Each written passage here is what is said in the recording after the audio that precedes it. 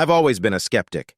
As a freelance photographer, I've seen enough lens flares, dust motes, and orbs to know that 99% of paranormal photos are just bad equipment or poor lighting.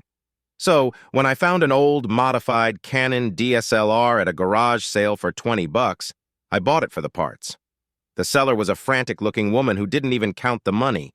She just pushed the box into my hands and locked her front door before I could even say thank you. Engraved on the side of the camera were the words, "The Spectrum Bridge, do not focus." I spent the evening cleaning the lens.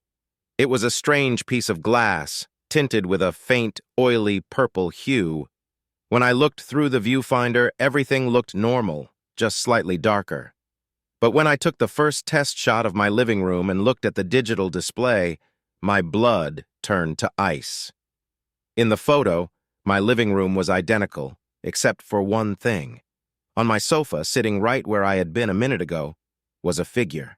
It looked like a person made of tightly wound gray static.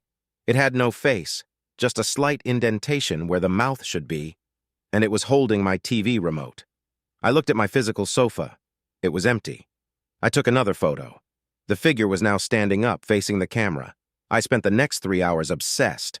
I went from room to room, clicking the shutter. The static people, as I started calling them, were everywhere.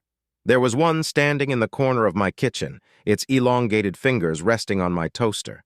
There was another one crouching on top of my refrigerator. They didn't move in real time, but every photo showed them in a new position, always slightly closer to me. Then I realized the most terrifying part.